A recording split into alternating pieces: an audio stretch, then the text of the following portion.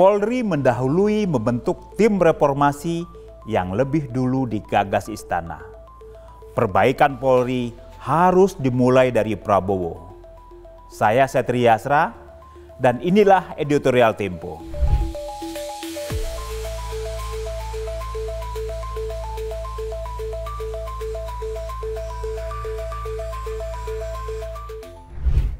Mereformasi kepolisian hari-hari ini ibarat menanti kucing bertanduk. Kerusakan sistemik di tubuh kepolisian Republik Indonesia membuat harapan itu sulit menjadi kenyataan. Presiden Prabowo Subianto berjanji mereformasi kepolisian sebagai respon tuntutan masyarakat dalam demonstrasi yang berujung kerusuhan pada akhir Agustus 2025.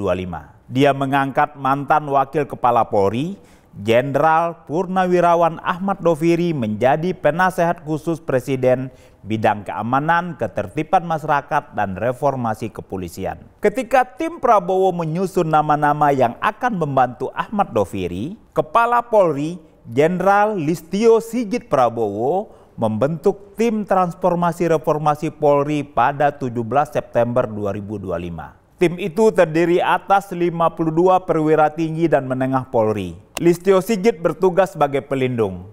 Sementara Kepala Lembaga Pendidikan dan Pelatihan Polri, Komisaris Jenderal Krisnanda Dwi Laksana diangkat menjadi ketua tim itu.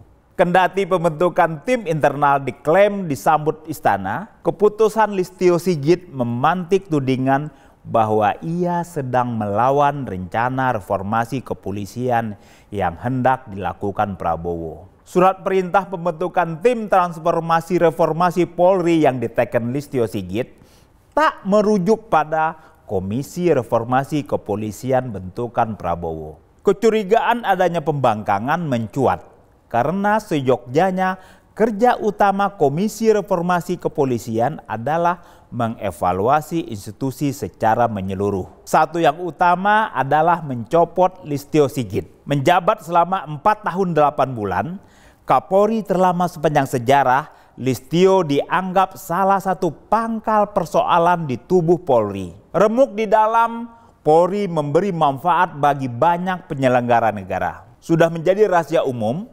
kepolisian pandai mengambil hati para petinggi, termasuk Presiden, dalam menjalankan tugas yang sesungguhnya bukan tugas pokok mereka, yakni menjaga keamanan.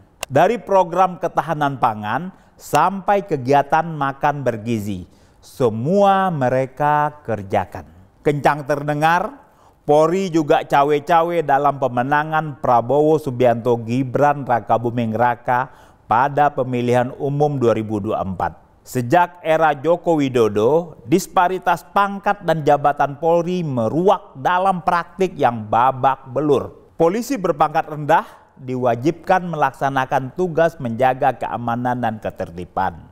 Sementara perwira menengah dan tinggi sibuk melayani elit dan oligark.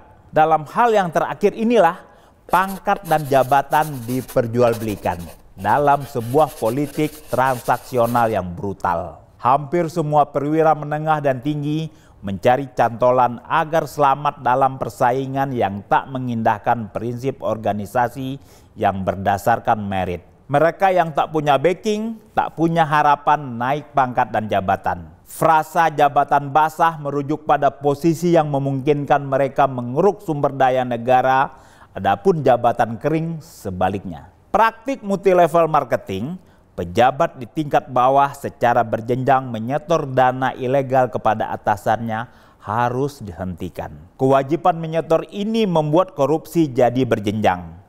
Polisi di tiap level sibuk mencari jalan mendapatkan dana haram agar bisa disetor ke atas selain memenuhi kantong sendiri.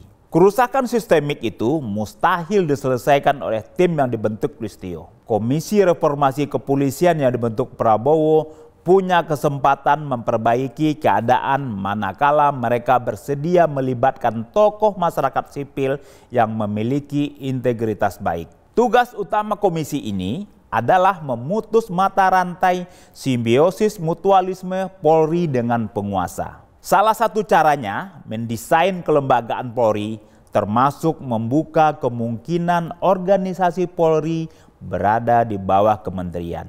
Di sisi lain, Prabowo berhenti menjadikan polisi sebagai sapi perah. Sumber-sumber pendanaan ilegal Polri dari praktik centeng dan backing mesti dihapus. Ia mesti fokus bagaimana mengefektifkan anggaran Polri agar tepat sasaran dan tepat guna. Jangan lagi menjadikan Polri perangkat pemenangan pemilu. Netralitas Polri bukan sekedar ditulis dengan huruf besar di spanduk-spanduk propaganda. Dengan kata lain, reformasi Polri harus dimulai dari Prabowo sendiri. Simak editorial dan liputan selengkapnya hanya di tempo.co.